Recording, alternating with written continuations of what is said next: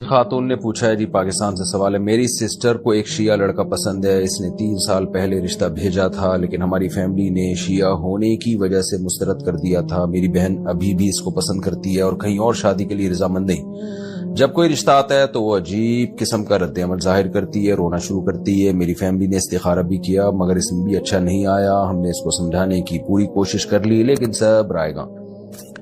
عام بات یہ ہے کہ وہ دونوں رابطے میں ہیں اور ہمیں سمجھ نہیں آ رہا کہ اس اسٹیج میں ہم انہیں شادی کرنے دیں یا نہیں۔ بصورت دیگر میری سسٹر تو زندگی میں آگے بڑھنے کے لیے تیار نہیں۔ بچیوں پہ پہلے کنٹرول کیا کریں، گھر میں رکھا کریں ان کو، یونیورسٹی جا رہی ہے تو آنا جانا کا انتظام کریں۔ بالکل جب بچیوں کو آزاد چھوڑ دیتے ہیں تو پھر وہ اپنی مرضی کرتی ہیں تو پھر مسائل کھڑے ہوتے ہیں، اس پہ خاندان والے اس کو ایکسیپٹ نہیں کر رہے ہوتے۔ بعض دفعہ وہ درست فیصلہ کر رہی ہوتی ہیں، بعض دفعہ غلط فیصلہ کر رہی ہوتی ہیں۔ تو اس لیے لڑکی جو ہے وہ گھر کی 4 دیواری میں ہی اچھی ہوتی ہے، اور کہیں ضرورت سے باہر نکلنا ہے تو ایک نگرانی رکھنی چاہیے۔ ہم یہ نہیں کہہ رہے کہ لڑکیاں خراب ہوتی ہیں جو باہر جا رہی ہیں، لیکن نگرانی نہیں ہوتی تو خرابی کا چانس بڑھ جاتا ہے۔ باقی یہ جو چاہ رہی ہیں یہاں نکاح کرنا جہاں یہ چاہ رہی ہیں، تو دیکھیں شیعہ حضرات کے بہت ساری قسمیں ہیں، بہت سارے عقائد ہیں، بہت سارے ان کے مسلک ہیں، ان کے نظریات ہیں۔ کوئی ایک ایسا نہیں ہے جس پہ ایک نظریہ ہو کہ جو سارے شیعوں کی طرف وہ آپ منسوب کر دیں۔ کچھ اس میں ایکسٹریم لیول پہ پہنچے ہوئے ہوتے ہیں، صحابہ کو برا بلا کہہ رہے ہوتے ہیں۔ کچھ ایسے ہوتے ہیں جو برا بلا نہیں کہتے، صرف حضرت علی کو حضرت ابو بکر پہ فضیلت دیتے ہیں۔ تو اس لیے جب بھی اس طرح کا کوئی سوال آتا ہے تو میں ڈائریکٹ جواب دینے کے بجائے میں ریفر کرتا ہوں کہ آپ جس شہر میں رہتے ہیں وہاں کسی قریبی مفتی سے رابطہ کریں، کسی مفتی سے بھی نہیں بلکہ وہ مفتی جو باقاعدہ ادارے میں ہو، ادارے سے رابطہ کریں۔ جیسے آپ اگر کراچی سے ہیں تو بنوری ٹاؤن چلی جائیں آپ، یا آپ جامعہ فاروقیہ چلی جائیں، یا دارالعلوم کرنگی چلی جائیں، یا جامعہ رشید چلی جائیں، وہاں جا کے اس شیعہ کے پورے حالات بتائیں کہ بھئی اس کے یہ عقائد ہیں۔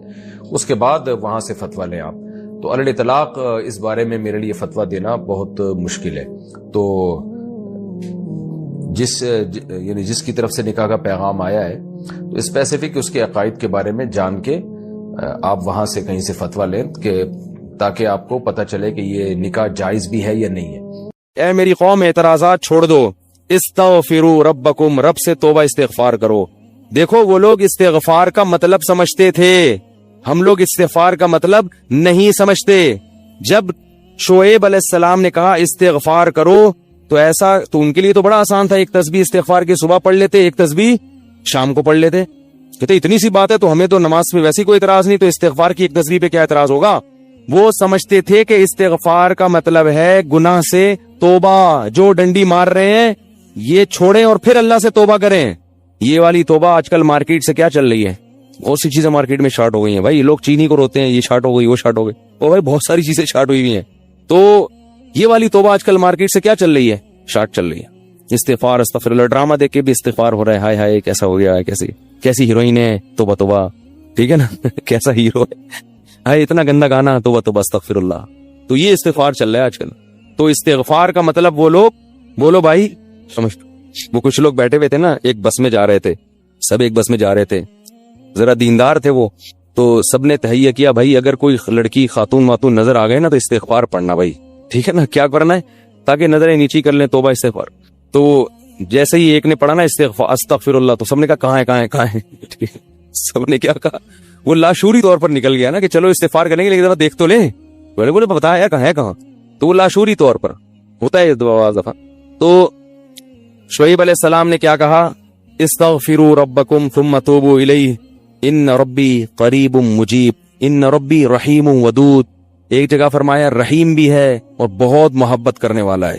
ودود محبت کی سپرلیٹو ڈگری ہے، بہت محبت کرے گا تم سے، بہت زیادہ محبت، اتنی محبت کہ اس کے لیے تم نے گناہ چھوڑ دیا بھائی، بہت محبت کرے گا۔ تو ظاہر ہے اللہ جب محبت کرتا ہے تو ہماری طرح نہیں ہے کہ بہت محبت ہے بس ہے تو بھائی یہ پیسے دو، اتنی محبت ہے تو ٹھیک ہے نا۔ آپ کو کوئی دوست پریشانی میں آئے آپ کے پاس، بہت پریشان تھا، اس کو پیسوں کی ضرورت تھی، وہ آپ اس سے کہہ رہے یار مجھے تمہیں، آپ کو پتہ نہیں تھا کہ ابھی یہ پیسے بھی مانگ لے گا مجھ سے، کہہ رہے یار مجھے تم سے بہت محبت ہے، ایکچولی میں بتا نہیں سکتا، بہت محبت ہے۔ وہ بڑا خوش ہو گیا بھائی اب تو ٹھیک ہے بھائی، تو کہہ رہے یار مجھے نا 100 روپے کی ضرورت ہے۔ اب آپ کہہ رہے یار یہ کیسے موقع پہ میں نے اظہار کر دیا محبت کا، ٹھیک ہے نا. تو ہم لوگوں کی محبت کیسی ہوتی ہے؟ ایسی ہوتی. اگر ہمیں پہلے سے پتا ہوتا پیسے مانگتا ہے تو ہم کیا کہتے ہیں؟ یہی محبت کچھ نہیں ہوتا. مفتی صاحب نے بیان کیا تھا لویریہ پر, وہ جا کے سن لینا, پھر ایسا کہیں گے ہم. تو اللہ جب کہہ رہا ہے نا کہ استغفار کرو گے تو میں کیا کروں گا؟ ودود, بے پناہ محبت کروں گا, بے پناہ محبت. اس کا مطلب ہے کہ پھر اللہ نوازے گا, بہت بہت نوازے گا, رزق کی فراوانی کر دے گا, رزق کے دروازے کھول دے گا, دل میں سکون ڈال دے گا. اگر پریشانی بھی آئے گی تو درجات کو بلند کرنے کے لیے, جیسے یعقوب علیہ السلام پر پریشانی آئی, جیسے یوسف علیہ السلام پر پریشانی آئی تاکہ مصر کا بادشاہ بنا دوں, پھر وہ پریشان کرنے کے لیے پریشان نہیں کرے گا, وہ پریشان کرے گا خوشی دینے کے لیے. آپ حیران ہو کہ خوشی دینے کے لیے بھی کوئی پریشانی ہوتی ہے؟ ہوتی ہے. حدیث میں آتا ہے کہ ایک بوڑھی عورت نے نبی صلی اللہ علیہ وسلم سے پوچھا کہ کیا بوڑھی عورتیں جنت میں کیا میں جنت میں جاؤں گی؟ آپ نے فرمایا نہیں. ارے بھائی, نبی کے منہ سے ایک عورت سن لے کہ میں جنت میں نہیں جاؤں گی, اس پہ کیا گزرے گی؟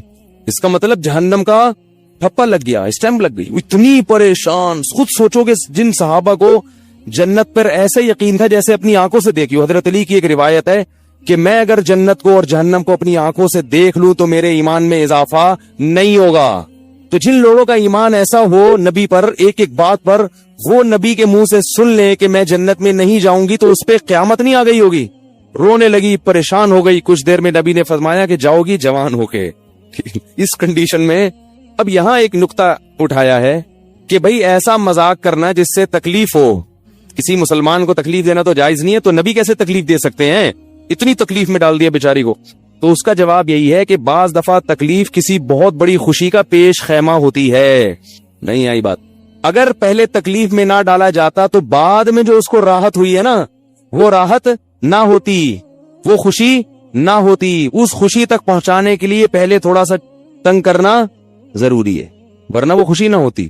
تو اللہ بھی اگر اپنے نیک بندوں کو پریشان کرتے ہیں تو وہ پریشانی کسی بہت بڑی کامیابی کا پیش خیمہ ہوتی ہے, پیش خیمہ ہوتی. پھر اس میں تسلیاں بھی ملتی رہتی ہیں ان کو. تتنزل علیہم الملائکہ اللہ تخافوا ولا تحزنوا, فرشتے ان کے دلوں پہ نازل ہو کے خوشخبریاں دیتے ہیں کہ غم نہ کرو, خوف نہ کرو, بس یہ پریشانیاں دور ہونے والی ہیں, جنت کی نعمتیں ہیں. بعض دفعہ تو دنیا میں بھی بہت بڑی کامیابی مل جاتی ہے.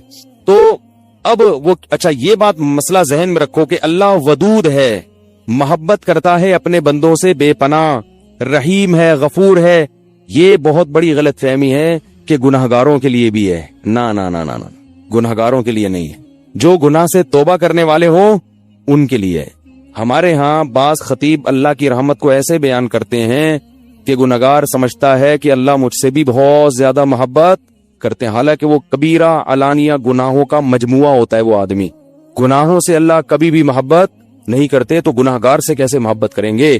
جو گناہ سے بچنے کی کوشش میں لگ جائے,